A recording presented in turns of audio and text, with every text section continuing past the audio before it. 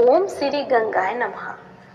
मेरे प्यारे भाइयों एवं बहनों, मित्रों और दोस्तों, आपको आपकी अपनी चैनल भक्ति गाथा 1.7 में हार्दिक स्वागत है।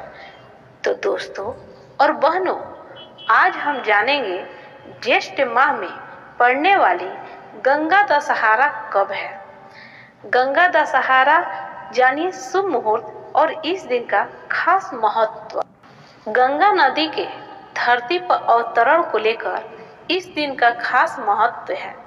मान्यता है कि गंगा नदी इसी दिन धरती पर आई थी।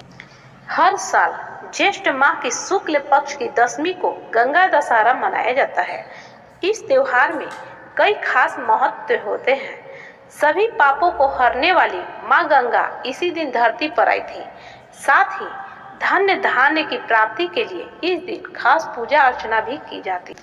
गंगा दशहरा स्नान का शुभ मुहूर्त शुक्ल पक्ष की दशमी तिथि हस्त नक्षत्र में पड़ रही है और इस दिन व्यतिपात योग भी है।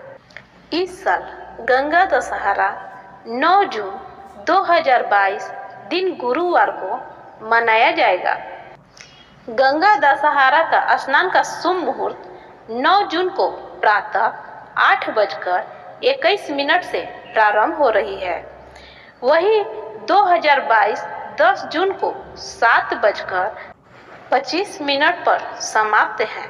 इसलिए गंगा दशहरा 9 जून 2022 दिन बृहस्पतिवार के दिन मनाया जाएगा। गंगा दशहरा का महत्व।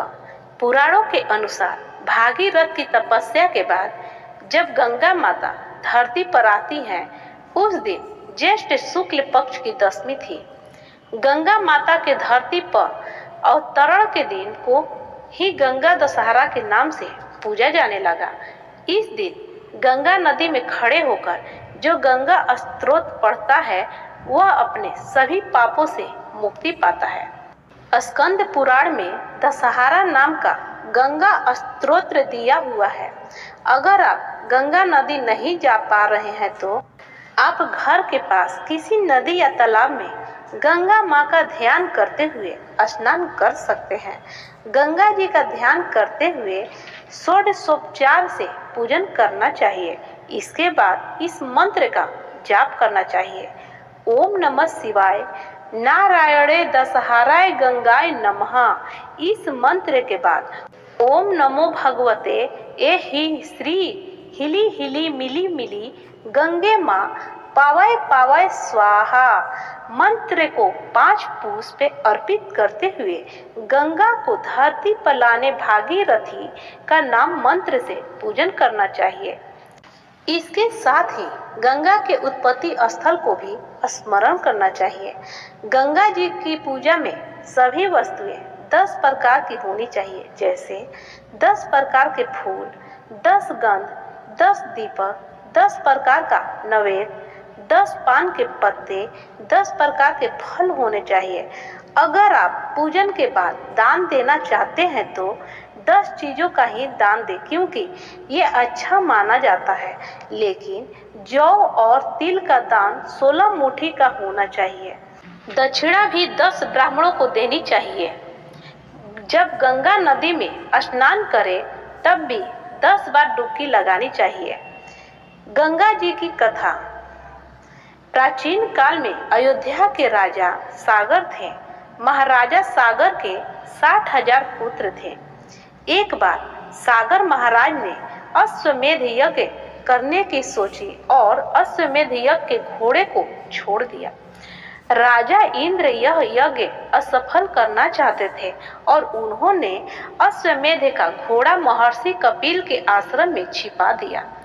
राजा सागर के 60,000 पुत्र इस घोड़े को ढूंढते हुए आश्रम में पहुंचे और घोड़े को देखते ही चोर चोर चिल्लाने लगे।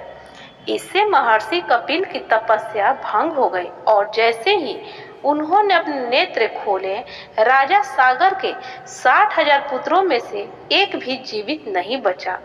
सभी जलकर भस्म हो गए। राजा सागर, उनके बाद अंशुमान और फिर महाराज दिलीप तीनों ने मृत आत्माओं की मुक्ति के लिए घोर तपस्या की ताकि वह गंगा को धरती पर ला सके, किंतु सफल नहीं हो पाए और अपने प्राण त्याग दिए।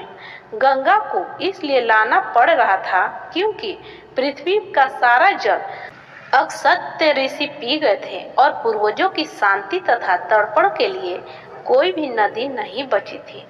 महाराज दिलीप के पुत्र भागीरथ हुए। उन्होंने गंगा को धरती पर लाने के लिए घोर तपस्या की और एक दिन ब्रह्मा जी उनकी तपस्या से प्रसन्न होकर प्रकट हुए और भागीरथ को वर मांगने के लिए कहा।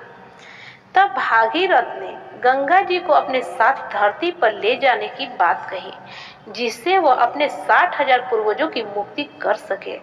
ब्रह्मा जी ने कहा कि मैं गंगा को तुम्हारे साथ भेज तो दूंगा, लेकिन उसके अति तीव्र वेग को सहन कौन करेगा।